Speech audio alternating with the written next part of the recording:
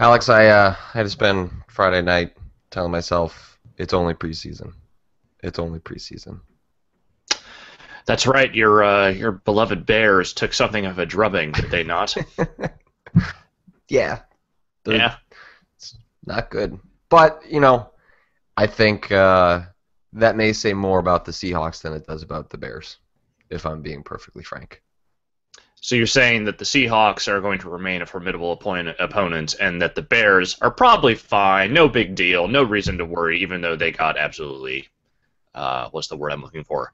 Decimated? Is that what? Yeah, I that's would say that's the there's one. reason to worry, but I Hmm. still think there will be plenty of teams that are completely decimated by the Seahawks in this coming season. Seeing a fully healthy Percy Harvin, not great, not a great thing to watch your team play against. No, no, I don't imagine so. But as you said, it is the preseason, so perhaps I perhaps was the slate will be wiped clean in just a couple of short weeks here. I was encouraged by the multiple people who pointed out that just a scant few seasons ago, or not too long ago. I'm not sure exactly how far back we're going, but not too far back. But that the Detroit Lions they won all their preseason games, killed everyone. Very promising. Went 0-16 in the season. So Yeah. The preseason is just about the most meaningless thing in the world. It goes on probably about 2 weeks too long. If yeah, 2 weeks would be about, I think, right. I mean, I guess I'm sure there is usefulness for backups and competition and stuff like that. But for the average viewer, you wish that shit ended after 2 weeks. this is the real thing, is that they need the extra weeks because they're trying to decide who to keep on the roster, who to cut. I get that. The televising of it is the part that I think is wholly unnecessary. I don't think we need to watch 4 weeks of televised preseason football because they should just take some of that shit off camera during the off season and just have more of those like untelevised scrimmages to do the judging of the roster as they see fit, because it's just not. I don't need to watch a whole month of this. It's But preseason since football is the methadone of American sports. It is not actually helping. It is just quelling the shakes for a single week at a time. It does not actually benefit anyone to watch. It is in fact meaningless football, and the fact that people watch it just means that there are a lot of really horrible addicts to American football. well, yeah, it's been a long time. So you'll watch any kind of football you can get, even if you know what you're doing is wrong. You shouldn't be enjoying this, and you're not enjoying it, but you do it anyway. Yeah. And in the case of certain teams, I guess it is someone was it Feder Dave pointed out it is not meaningless for the St. Louis Rams because guess what? They just lost their starting quarterback. Could it get really any worse for them anyway? Oh, I don't know. I mean, there are sometimes reasons to hope that maybe they might do something. They might go somewhere. They have good players, if not a lot of them. Yeah, but you need a Then quarterback, and Sam Bradford is not the solution to their woes. no, no, apparently not. It's too bad because he's a fairly likable person, but also apparently just made of glass. Yeah. So what did you get up to this weekend? Oh, what did I get up to this weekend? Well, my girlfriend took off for Hong Kong yesterday, so we spent Saturday just kind of hanging out and not really playing games, just kind of spending time doing coupley things as one tends to Very do. cute. Yeah, going out to dinner and having spending quality time together. And then as soon as she was gone on Sunday. Turn on all of the consoles. No, I spent a couple hours just watching some of the Simpsons marathon, and then Tina Meany from Kotaku, who is participating in the upcoming PAX Rumble, came over, and I showed her basically how to play those old Aki wrestling games because she had never experienced them before in her lifetime, which I imagine that is probably true of a lot of people. So it was interesting having to actually explain how those games work and how to play them to someone, because I don't know if you know this about me, I am not the best coach out there. Did you just yell? No, it's not even that. It's that I am not super comfortable like yelling orders or barking orders or saying like you're doing this wrong, you're doing this wrong, you're doing this wrong. Like I hate doing that. I'm uncomfortable with it. So she would be like, I don't understand what I'm doing. How do I fix this? I'm just like, I don't know. Do you Just do the thing. just press the button I told you to press. And that that's not good coaching. I am not a good coach in that regard. So I had to sort of sit there and like analyze her play and be like, okay, here's what you're timing wrong. Here's what you're doing here. Here's what you need to be doing here. And that took way more time than I thought, than probably should have, because I didn't like having to explain all that stuff. Are you practicing yourself? Yeah, I am just practicing on my own, just kind of getting back into the rhythm. I have not really played since PAX East, so I have to get my reps in, because Lord knows whoever comes after me at the Rumble is probably going to be pretty good at it, because they will have just won a Royal Rumble. So you think you won because you knew how to play the game? Do you think that was critical to your success? Yeah, I think that was a big part I know of that it. seems obvious, but there were other people playing that knew how to play the game, and but you seem to have continued long, stretched out success throughout the entirety of the Rumble.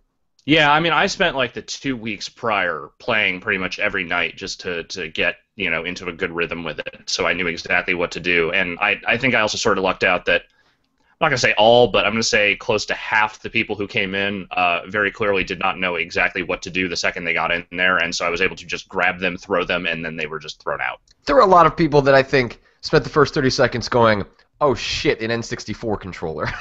Yeah, that is also a big part of it, and also figuring out that like the D-pad is how you move around and the analog stick is not, because I think a lot of people instinctively grab that analog stick, and like that doesn't do anything except taunt people, so that you can't play with that. That doesn't work.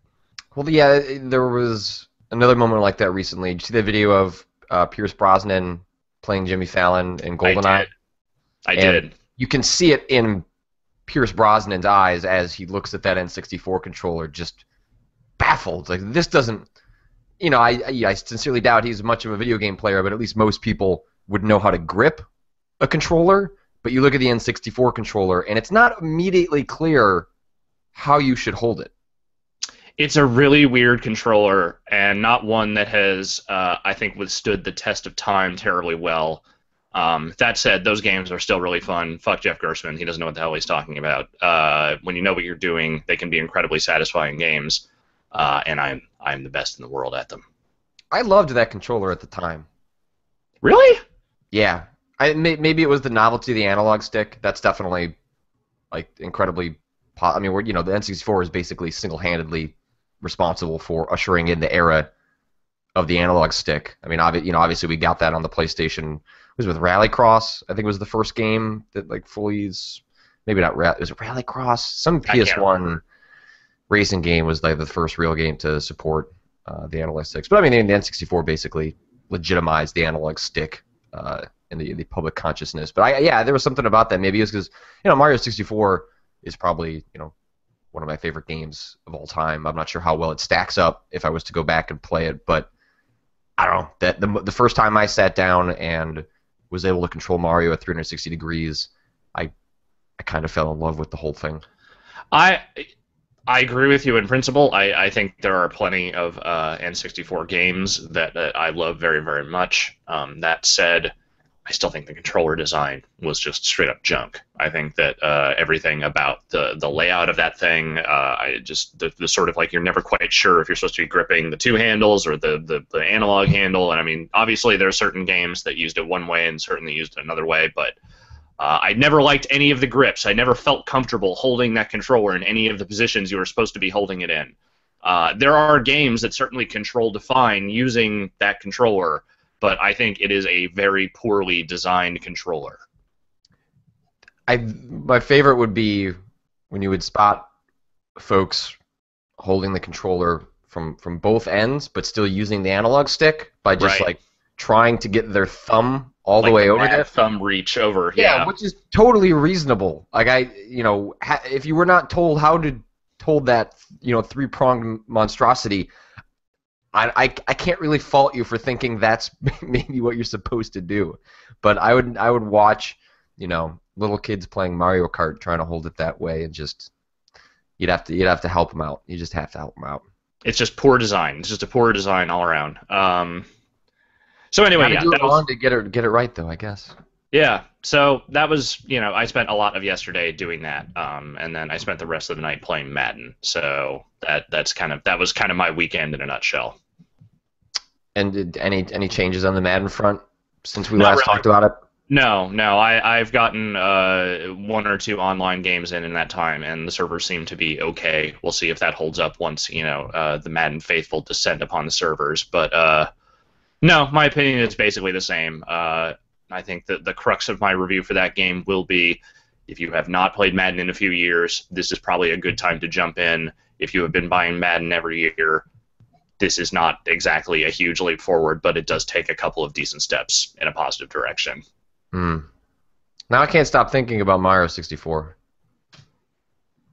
What specifically Again. are you thinking about Mario I'm thinking 64? about the first time I played it, which was I had gone one of the movie theaters that my family used to frequent when we were younger was right next door to an import video game store, which used to be like a really cool thing back when NCS and like Play Asia, stuff like that didn't really exist yet, or at least I was not consciously aware of it.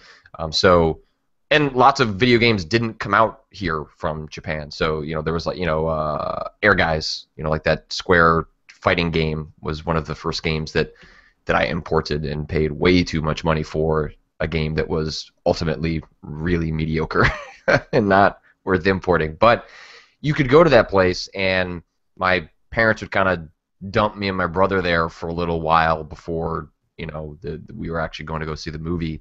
And I remember walking in there the first time, and they were charging money to play Mario 64. This was months and months ahead of when it came. What was it? It couldn't have been a full year, but when was the? Let's see, I'm gonna look this up. Nintendo 64 released in Japan versus the U.S. Let's see. Yeah, it launched in Japan on June 3rd, 1996, in North America September 29th, 1996. So relative to 2014, where often machines launch first in America because of the way the markets have worked out. This is back when there were kind of significant delays between stuff coming to America. And so I walked in there and then ran back out, found my mom, and was like, I need $5 or whatever. And it was like $5 to play for 20 minutes. And this was Die Hard Game Club, which is also where Die Hard Game Fan came from originally, I believe. Oh, wow. And so I went in there and, for 20 minutes, I played Mario 64 3 or 4 months before it came out and was just transfixed. Like, it was just, the first time you played a game like that, it is one of those sort of brain-melting moments when you realize just how special that game was. And I just have a unique moment where that was the first time I played it, and then didn't touch it for several months, but obsessed over it for the months after that.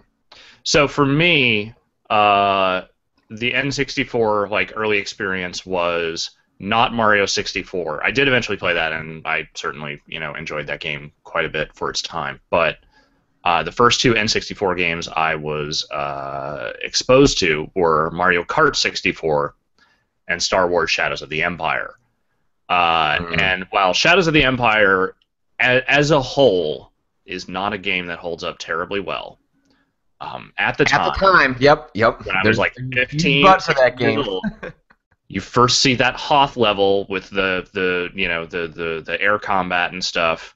And you start, and just from a graphical perspective, seeing those big 3D environments that you're running around in, doing crazy pew-pew Star Wars stuff, that was what sold me on getting that system immediately. Those games totally, blew me away at the time. Again, in retrospect, neither of those games holds up super well. I mean, Mario Kart 64 is probably not the Mario Kart that I would put anywhere even in the top 5 of my Mario Kart list. Top 5, really? Then what are the 5? Super Mario Kart, Wii U, DS, GBA. All right, fine. 64 gets in on number 5. You should have just said Double Dash. I could probably swap either of those at number 5. Either one of those. I don't hate Double Dash, but I have no real affection for Double Dash. So that battle mode in Mario Kart 64, though, goddamn. Well, certainly better than what's in the Wii U. That's for sure. Yeah, that's true. I need to play some more of that. I bought it and played like 8 races and just have not gotten back to it. You should. You should. It's good. It's worth going through and unlocking stuff and getting everything. I tried to kickstart my interest in it when Katie's brother was in town, and we were just sitting around drinking some beers and wasting time before we were going out to go do something. And I was like, well, let's put in this Mario Kart. And neither of them were very good at Mario Kart, so it wasn't any fun. Like, I'm not particularly good, but relative to them, I was much better, and Right. it was not very good. But I'm hopeful in a couple weeks. There's something our family has called the Kleppic Open. It's where a bunch of my dad's side of the family, the dads and the kids come out, and we golf in the morning and then just get drunk all in the afternoon. And that's usually when some video games get pulled out. And those kids, they know them some Mario Kart. So I'm hoping that maybe that can be the moment I can truly come to appreciate Mario Kart 8. Yeah, it helps having good competition. That was sort of the thing that actually kind of started to scare me away online, was that when I started playing online, I realized, wait, I am no longer king shit of the Mario Kart castle around here. I am, in fact, actually just getting my ass handed to me on a regular basis, and that made me want to get better. So, fair enough. Do you play anything else? You mostly just kind of dug into Madden on Sunday when... Oh, I guess you really couldn't have played online games on Sunday because shit was down. Yeah, I didn't play it really at all online yesterday because there's been I didn't even try to get on network stuff. I was just playing offline. But I guess there were these server problems going on. I wasn't on any console, so I wasn't really sure what was happening. Well, yeah, PSN was down. Xbox Live was having issues. I think it was just those 2 places, but it's possible it was issues elsewhere. But they're all sort of connected. I'll get back to a couple of games I played in a second, but as long as I have this magical transition, we might as well just roll with that.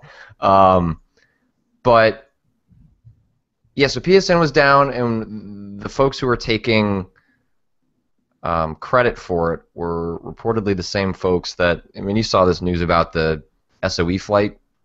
I did, yeah. So Sony Online Entertainment's president, John Smedley, was on a flight that was rerouted due to a bomb threat made by was the Lizard something? Yeah, Lizard Squad on Twitter. They tweeted out at American Air, we have been receiving reports that John Smedley's plane number 362 from DFW rather to SAN has explosives on board. Please look into this, which is a very serious claim to make. Their most recent tweet is, "How's Xbox Live doing?"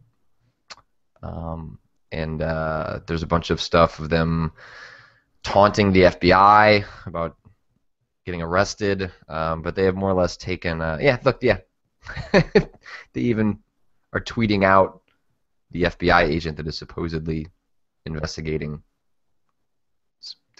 Yeah, that's fucked up. You know, it's really after a bad week, ass shit. After already a nasty week of some ugly parts of the internet coming to the surface, to have the cherry on top be a faked bomb threat to the head of SOE, which I don't know why. Do we know what their grievance is? Like, I'm not. I saw it written in a couple of places that they were looking for some sort of protection money against future DDoS attacks. Like that's what this is about. I don't know where that information comes from or if that is confirmed or not. But that was the info that was kind of floating around out there, was that they were basically trying to extort money. They also hit BattleNet at various points. Some people in the chat have been mentioning, and I actually noticed that because I did try to play Hearthstone a few times, and there were some. For the first time, I had run into a thing where it said, "All tables are full. Please come back in X amount of time," and that time just kind of never really changed. Like, I had a very hard time getting in over the weekend. So, yeah, I was trying to play Diablo 3, and which thankfully, because the console version does not require an online connection at all times. Yeah, I was able to play it just fine. and but I wasn't able to.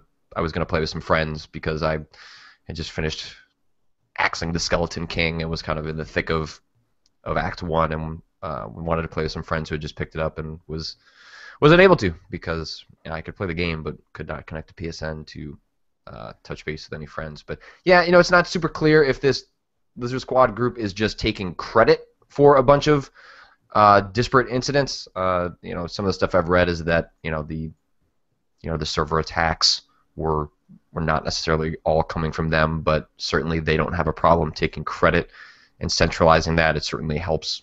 You can understand why they try and take credit for all that stuff because it increases their notoriety and whatever cause they seem to be on this for. It is not entirely clear. It seems like it might mostly just be anarchy as opposed to any sort of specific demand. But I mean, what this ends up doing, more broadly speaking, the stuff that happened last week, the stuff that's happening here, is it really paints the largely peaceful, nice, really great, supportive gaming community in a really awful light, and that sucks because you have a handful and a minority percentage of bad actors that really make a lot of other good-natured people look bad, and it also just increases my distaste for the gamer moniker because that also it seems to be becoming a bit of it almost feels like a pejorative at this point, or at least is tainted with some real gross stuff that why would you want to be associated with it?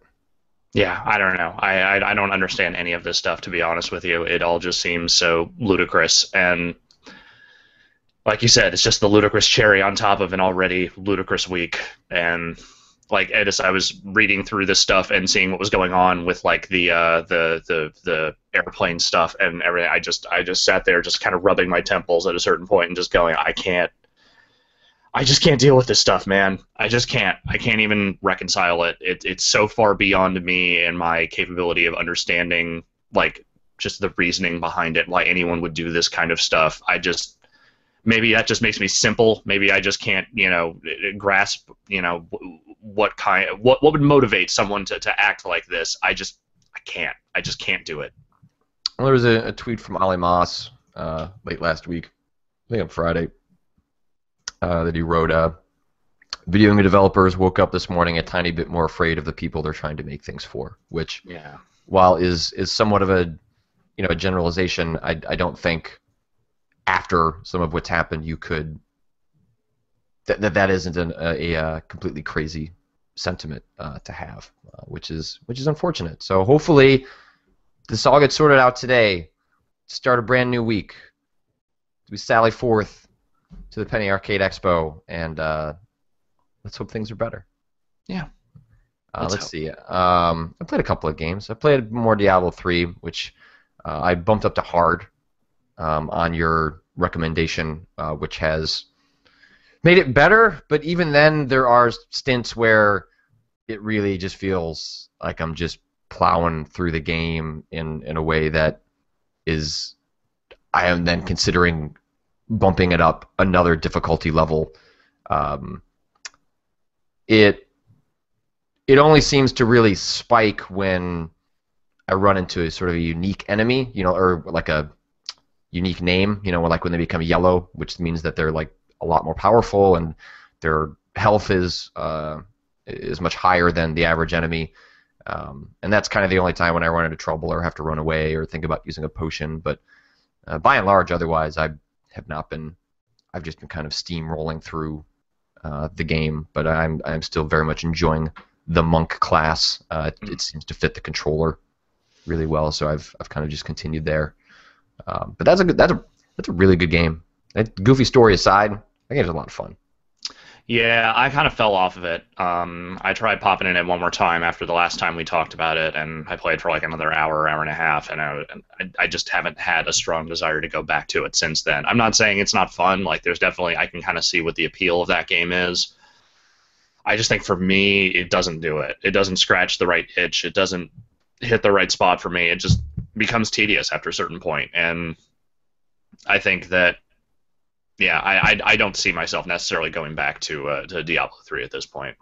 The way I've enjoyed the game right now is not necessarily as my primary game that I'm playing. It's more, oh wait, I've got 30 minutes before dinner. Right. Okay, I'm gonna pop that on. Make a little progress. Probably go up a level, get a couple new abilities, a little more loot. The game, like playing that for like stretches of 4 or 5 hours, is not probably the way to do it. I could definitely. There's someone in the chat who says they're watching this show and playing it at the same time on hard, which seems like a completely reasonable thing to do.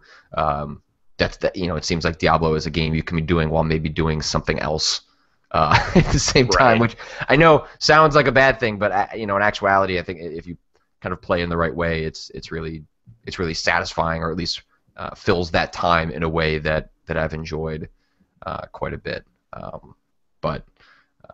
Yeah, and I don't know. I like the way they handle just little things like how they handle the loot system, where when you pick up an item, it immediately shows you in broad strokes, what that's going to do relative to your equipment, and that if you press a button on the D-pad, you'll automatically equip it.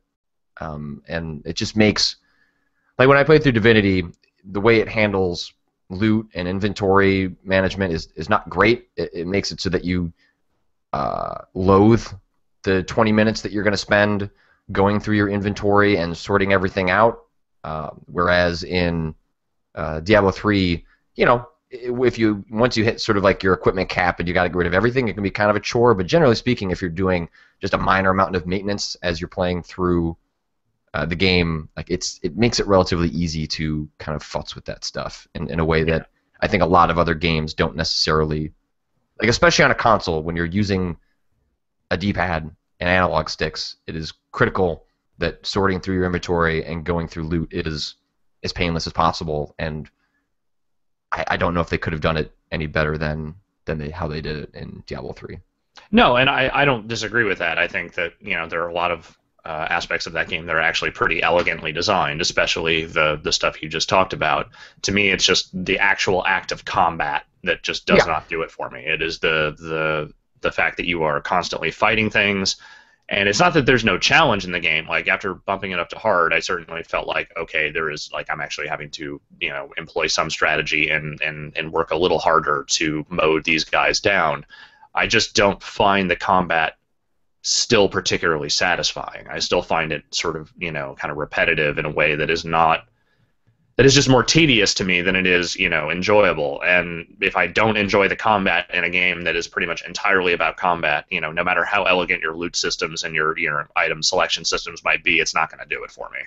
Yeah, I think it's one of those games that is better enjoyed as, a distraction, in the context that I've talked about it, or, a game played with people. Because, when you play games like that with a group, in the way that a lot of folks would play, another Blizzard game, World of Warcraft, where the enjoyment is not even necessarily the game itself. It's more just an elaborate chat construct that you all engage with together, and you get enough out of the game to.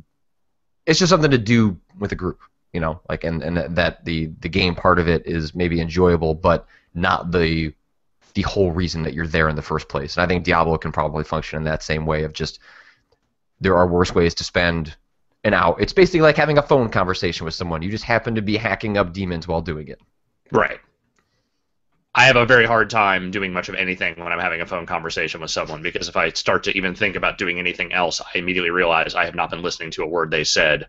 And as much as, just you would think just like mashing on attack buttons would not distract me from that, doesn't matter. Anything else, I immediately lose the conversation. That is the tragedy of my ADHD. That's fair. That's fair. Yeah. So play that. I tried to download Gunvolt, which there's a quick look up on the site, but it's a new action game in collaboration with Keiji Inafune's new studio. Inafune did not work on it, but it's a collaboration with those guys. The studio itself, the name escapes me at the moment. They worked on like the Mega Man Zero games. They made Mega Man 9 and 10. So they're well regarded in making sort of like a incredibly difficult but very satisfying action platformer games. And so I was going to download Gunvolt, and then it's like, oh, my 3DS is dead. So I went and found the cable, connected it to my PS4 while I was screwing around in Diablo 3. Then about an hour and a half later, went to turn my 3DS on, and it still gave me the red "your 3DS is dead" light when I tried to turn it on. So it appears the battery in my 3DS has died at some point. Oh man! So it actually appears to. I was scared. I was like, I really don't want to buy another 3DS right now. Like I've always wanted a reason to buy an XL, but I don't. Like I'm perfectly happy with my current 3DS, and I didn't really want to have to pull the trigger on that out of nowhere. But it appears that replacing the battery is not a huge deal. That's good. There are like a couple of screws on the back there. You can see the 4 there. You take that off, and then I guess like over here, there's a battery, and you can pretty easily just take that out. I don't know which one to buy. I don't know if there's like an official Nintendo one, or I can just buy a third-party battery. But I looked on Amazon, and they're only a couple of bucks, like $15 for like a battery that's probably a poor third-party knockoff one that will melt my 3DS at some point. But it's a possibility. I wanted to try and figure out which one to order, and order one now because I leave on Thursday for PAX. So if I order it today, then I can get it on Wednesday, and maybe play a game on the flight to Seattle. But yeah, I've never had that happen before, and then I had to start going down the rabbit hole of looking at YouTube videos of people opening up their 3DS, and I'm not very savvy in that regard. The idea of opening up hardware freaks me out. I don't like it. Well, I mean, we've been taught so much over the years, especially when it comes to Nintendo hardware, don't open your shit up. Like that was sort of the culture around that, is that, if you're opening up your consoles, you're probably, trying to hack it with mod chips or whatever. You're voiding warranties and doing bad things to your systems, when in reality, no. I mean, not everyone's doing that. So I think there was a certain amount of discouragement in trying to learn how to deal with that stuff on your own over the years. I think these days, there's that is less the case. But yeah, I mean, if someone told me, hey, the battery in your 3DS is dead, my first instinct would be, okay, I guess I gotta send it back to Nintendo now, because I wouldn't think that, I could just acquire the right kind of battery to put into that thing. In my mind, for some reason, I would have the immediate instinct to believe that Nintendo would have their own proprietary battery, which is probably not actually the case at all. It's probably just a battery that they bought a whole bunch of from some other third-party distributor. But I think that, and that is how they have won. Yeah. I mean, certainly Apple has a similar mentality of they go to further. You cannot easily open a iPhone or iPad. Right. It's not as simple as just a couple of screws. But yeah, there is definitely these days technology companies have tried to instill a sense of don't open your devices. If you need any work done on it, pay us to do it. Come talk to our geniuses. Yeah, there's no Nintendo Genius Bar I can go to, unfortunately. But if any folks in the chat have recommendations, if you could send me a PM on the site. I imagine if I have had a 3DS battery die, I am not the first person to have encountered this issue. So if there's a GameStop not too far from me, I don't like to step foot in there all that often, but I suppose that they probably sell stuff like that as well. So if folks have any recommendations, I'm going to try and solve that problem today, because it sounds like Gunvolt is pretty cool. It seems like a neat game. I watched the video on the site, and folks that have been talking about it. I guess it's like a score attack kind of base game, and there's like a story and a progression, but it's a game sort of centered around the idea of replaying levels, and I don't know. It seems I haven't played a game like that in a while, so I would be into it. Indeed. Well, I feel like we should talk about maybe a little bit what's coming up at PAX this week, as well as any other news that might be floating around this weekend. Yeah, we're all going to be at PAX. We are. That's like just mere days away. It doesn't feel like that.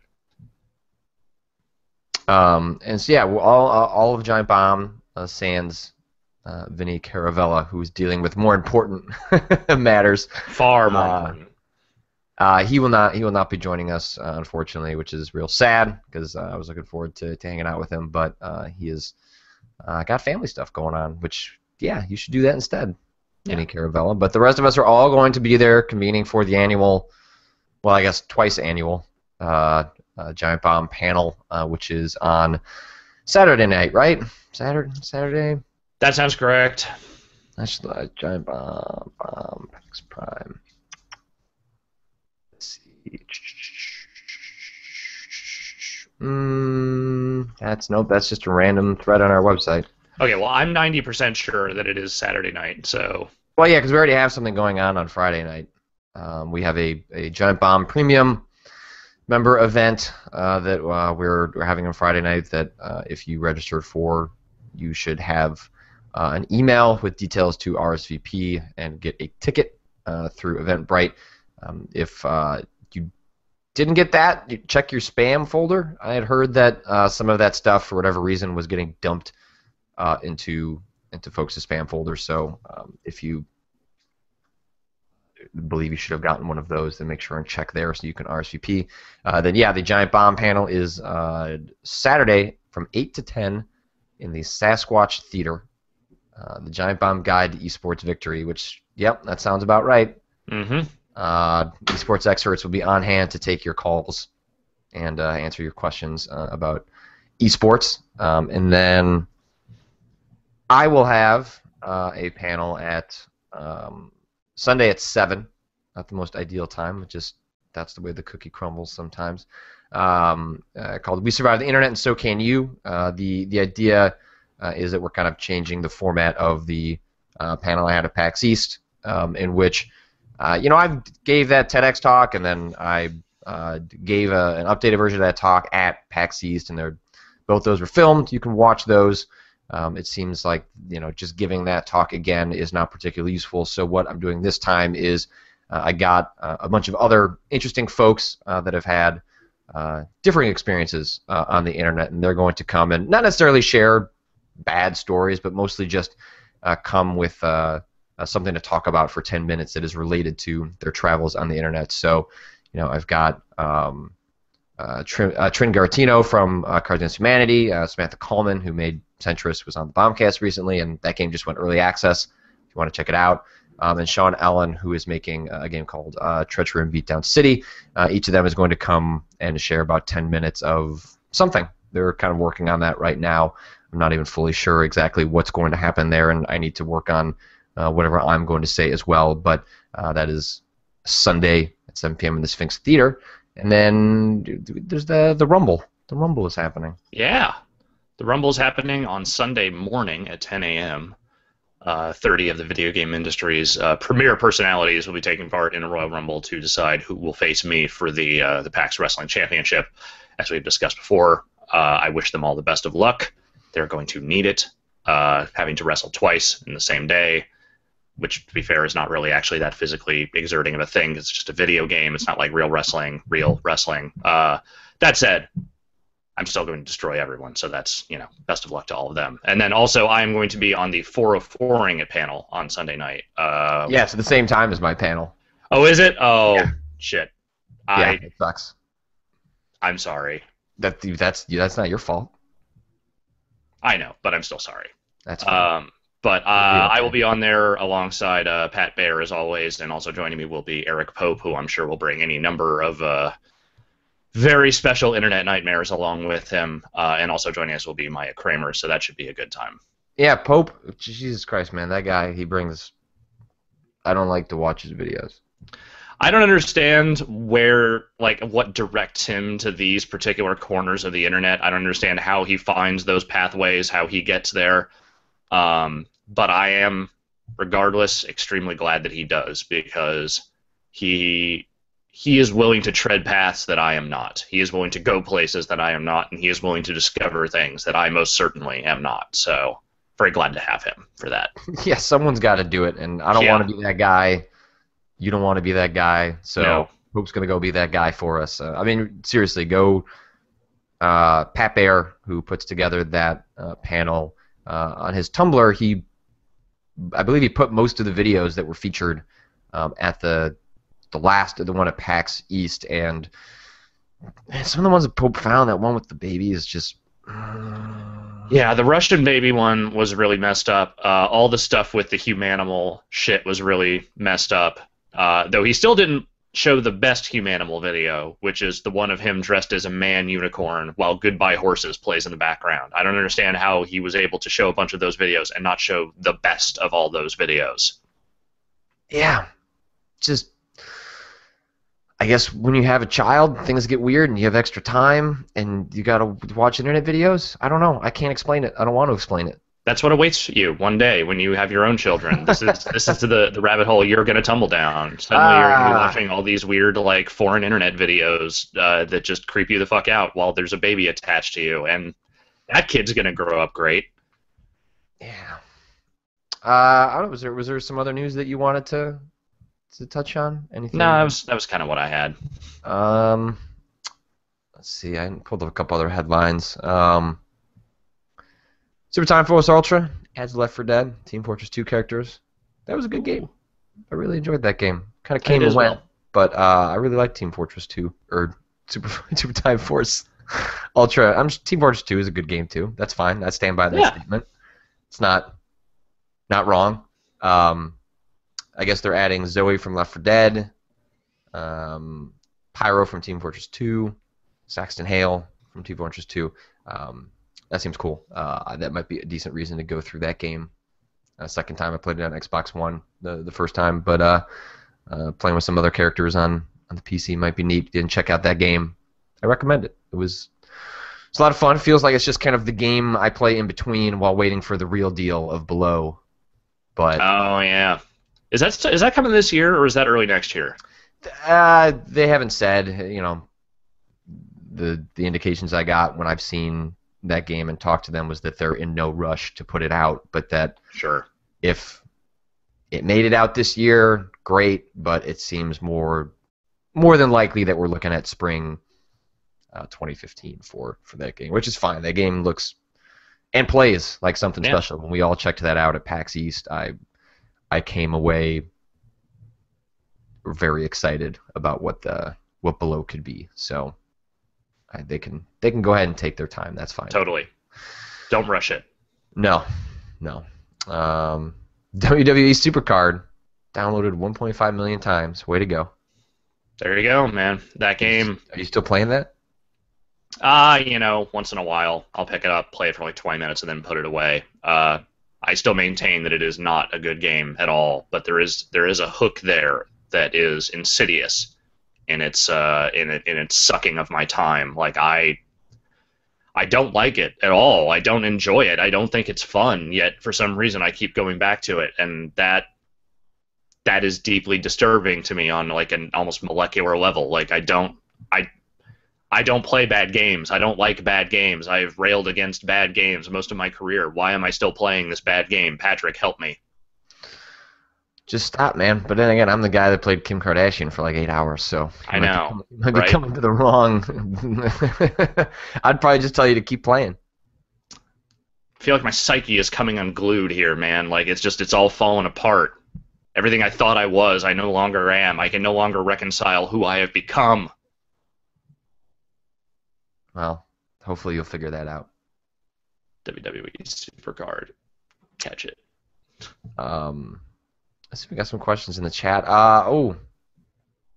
Thoughts? This comes from Terra Nova. Yeah, this is sad. Thoughts on Richard Attenborough? Attenborough. Passing away. Yes.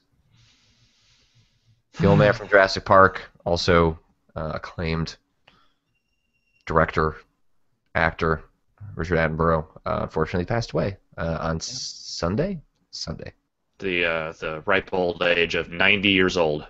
Yeah, he had retired from acting a couple of years ago as his health was declining, but then actually left us on a Sunday. Very sad, incredibly talented man that did all sorts of things that he will also be known for. But I think especially for Giant Bomb's audience, especially for me, John Hammond in Jurassic Park is how I will always remember that man. And he was briefly in The Lost World, right? Like he had a small cameo, sort of setting that up. He had a role in that one. He was not in the third one. No, I remember he was in a bed sick, I think, in the Lost World, talking to Ian Malcolm. I think that's how that. I have not seen the Lost World in a long time. I The own last The time Lost World. I haven't watched it probably since it was still the 90s. I rewatched it a couple years back when like they put out the Jurassic Park set on Blu-ray. So I ended up watching all those movies again, and I'll probably rewatch them as we get closer to Jurassic World. I remember my takeaway from Jurassic Park 2: The Lost World being it's not as bad as I remember it. That film is sort of unfairly maligned, partially because Jurassic Park is just such a better film, Right. and that the weirdness in The Lost World is so weird and bad that it ends up overshadowing a lot of the really good parts of that movie. I still remember it being a considerably better movie than 3 was, though 3 also was, from top to bottom, pretty much just a disaster. Whereas I remember The Lost World having at least moments and scenes and characters that I kind of liked, like the Pete Postlethwaite stuff in Lost World I remember kind of enjoying. Well, I mean, The Lost World has that incredible sequence with the two T-Rexes Right. in the trailer, which is, I mean, how many movies have stolen that shot of when the trailer is dangling over the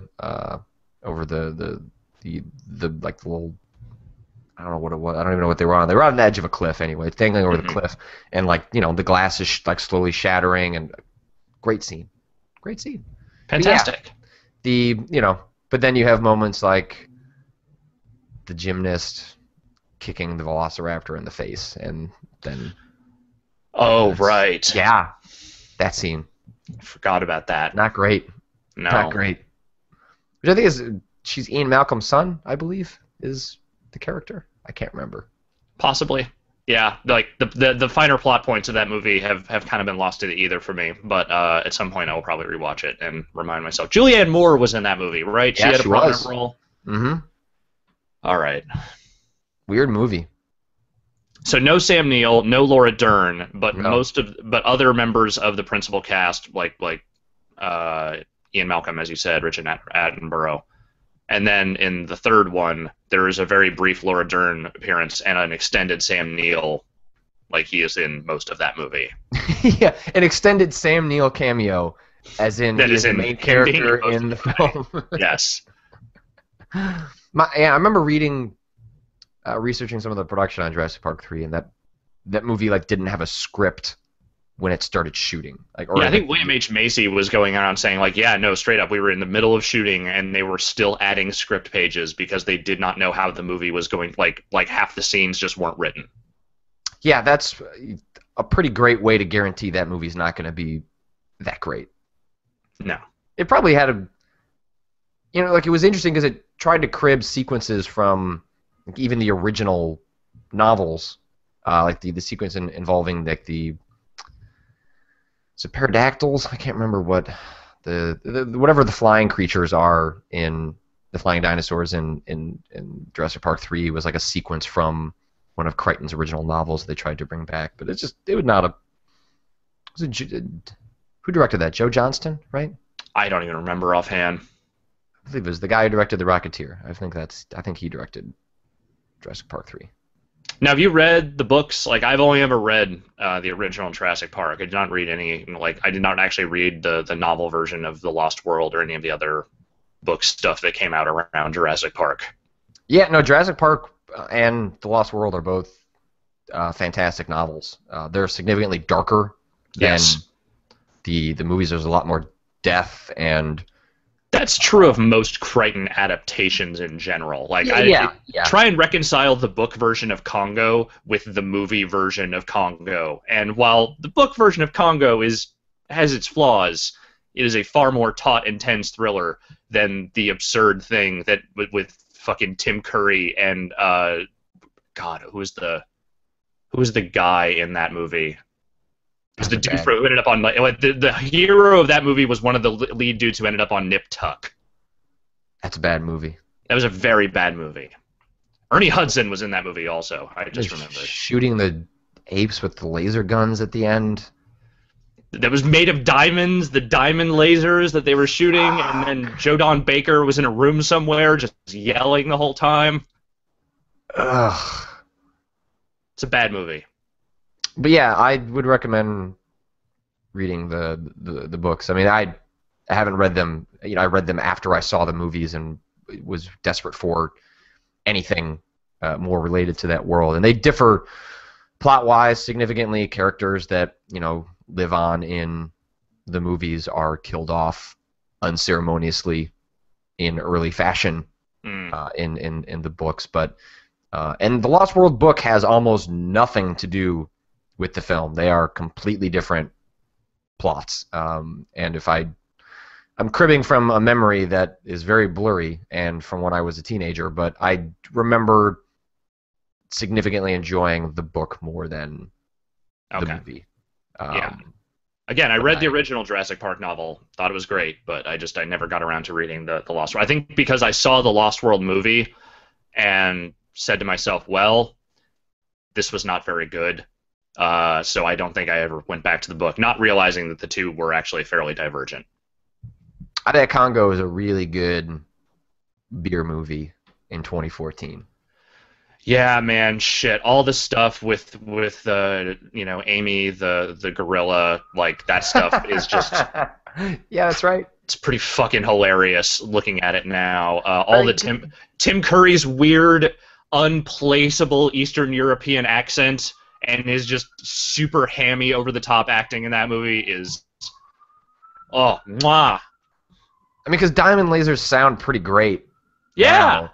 But the context of Congo was that it was from the author of Jurassic Park, and obviously Steven Spielberg was not directing this film, so No. who? That's a good question. Congo. Who directed that film? Laura Linney was also in that movie. That was an early Laura Linney role. Directed by Frank Marshall. What? Oh my God! Really? So Frank Marshall, for folks that That aren't explains so much. aware, is Spielberg's like longtime like screenwriter friend, right? Like he's worked on a ton of stuff, or he's an executive producer rather. He's produced everything. He produced Raiders of the Lost Ark, Poltergeist, Temple of Doom, Color Purple, Back to the Future.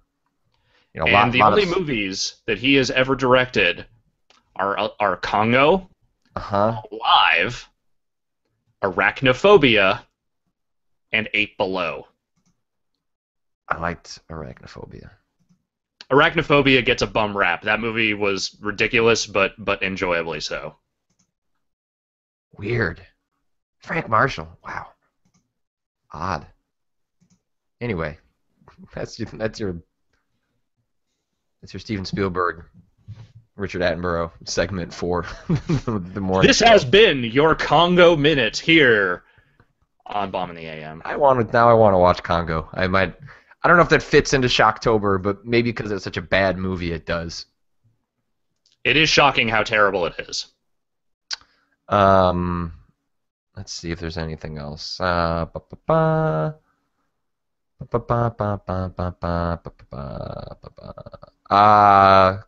asks, any thoughts on Phil Fish allegedly selling Polytron and the Fez IP along with it? I guess I'll say I'll believe it when I see it. Yeah. But if it is true, that's unfortunate.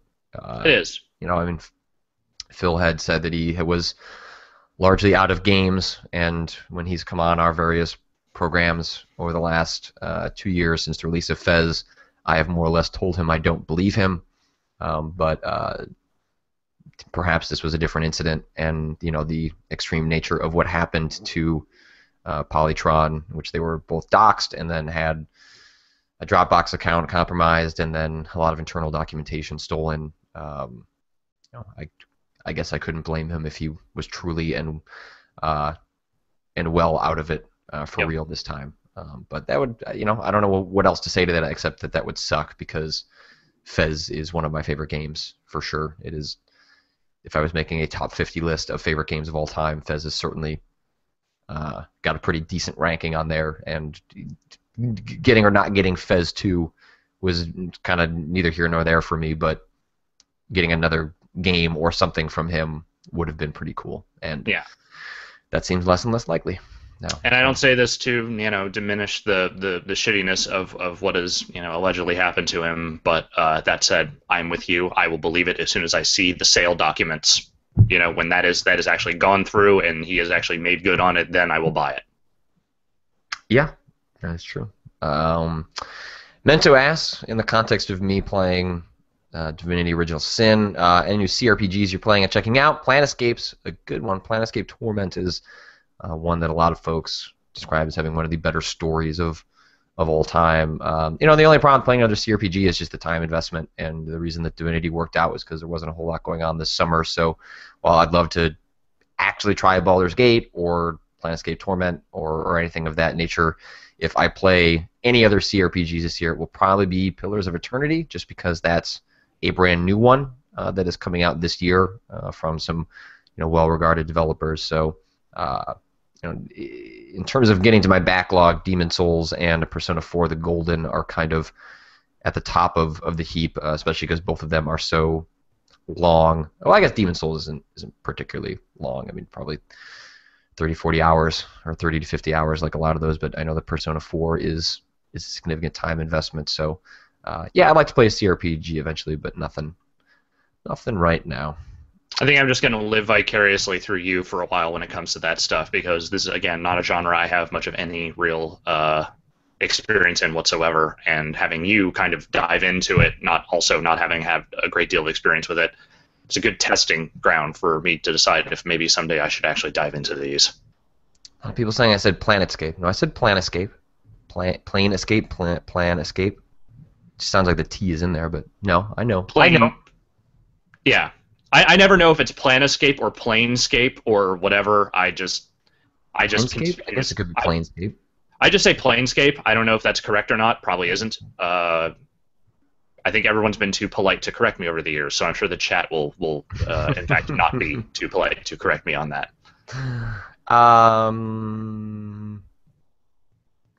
Brad T. Grace asks, are you going to BitBash? BitBash is a big, at least relative to Chicago's independent gaming scene, an event happening in Chicago a couple weekends from now. I'll plug it again when we're closer. But yes, I'll be there. Giant Bomb folks should go there, and we can hang out, play some Killer Queen and some other sweet multiplayer games in Chicago. But yeah, I don't know. I think that about does it for a show. What are you up to this week before heading out? Okay, this week, here's what I need to do. I need to write a review of Madden, which I will probably have up tomorrow, provided I can get a couple more online matches in, if everything works. Everyone says I'm right about Planescape. Woo! I was right. Nice job. You did it. So I got to do that. I got to play the last episode of The Walking Dead. I may not have a review of the season done before PAX, but I will at the very least have a recap of the episode and the finale all done before I take off on Thursday. I also need to clean the apartment, because somehow, with my girlfriend only having been gone literally about 24 hours now, the whole place has already fallen into disrepair. So I now have to make sure that is not the case for when she gets home, because she gets home before I do. And other than that, it's just getting ready for the Rumble, getting ready for 404ing it, getting ready for our panel, just preparing myself for a lot of things at PAX. What about you? What do you got? Yeah, I got a couple stories I want to try and kick out. Also, I just want to randomly point out that some of the chat keeps letting us know that Bruce Campbell is in Congo, which is great. He was for like a minute. Really, that's it? It's just like a cameo? He's in the very beginning of the movie, and then a very rubbery version of his corpse appears at the end. Man, the reasons for watching Congo continue to stack up. Yeah, rubbery Bruce Campbell corpse is definitely among the best parts of that movie. Yeah, so I got some stuff I'm working on there. I got to prepare whatever 10 minutes I'm going to talk about at my panel on Sunday evening. But yeah, otherwise, just I don't know. I'm try and get a new battery into this so I can play Gunvolt. Yeah, not too much else going on. Just kind of trying to get prepared before you have an awkward week that ends on a Wednesday. We should have some cool stuff going on at PAX. We don't really book a whole lot of appointments, but I am psyched to see Campo Santo show off Firewatch for the first time. I may try and tag along with you for that appointment because I'm super curious about that game.